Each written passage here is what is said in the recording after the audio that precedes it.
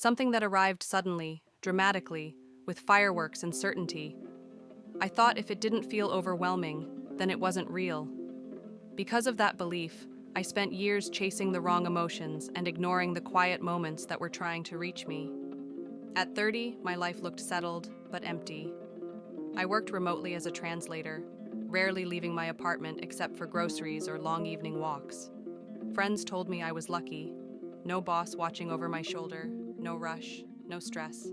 What they didn't see was how lonely silence becomes when it stretches for too long. The cafe downstairs was my only routine. Same corner table, same oat latte, same window view. I liked the predictability of it. Until one morning, my favorite table was occupied. I almost turned around and left. Instead, I sat at the table next to it. That's where he was. He wasn't trying to be noticed. No laptop, no phone, just a notebook and a pen. He looked up when I sat down and smiled politely, then returned to writing.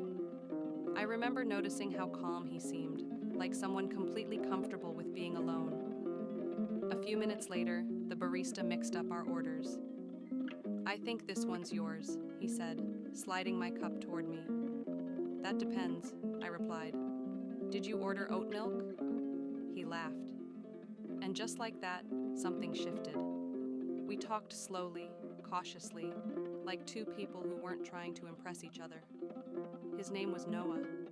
He was restoring old furniture and had moved to the city for a short-term project. I told him about my work, about how words made more sense to me than emotions. "Maybe that's why they matter so much to you," he said. I thought about that long after he left. The next day, he was there again. Same time, same notebook. This time, he invited me to sit with him. Our conversations grew deeper over days, then weeks. We talked about childhood memories, about failure, about the quiet fear of ending up unseen. He never rushed me, never interrupted. He listened in a way that felt rare and grounding. I didn't realize I was falling for him until the day he didn't come. The cafe felt different, too loud, too empty. I tried to convince myself it didn't matter. But when 3 days passed with no sign of him, I felt something close to grief. On the 4th day, he finally appeared. "I almost didn't come back," he admitted. "My project ended early." My heart sank. "But I realized," he continued, "that leaving without saying goodbye felt wrong." We walked for hours that evening. He told me he was moving back to his hometown. I told him I was tired of building a life that looked fine but felt hollow.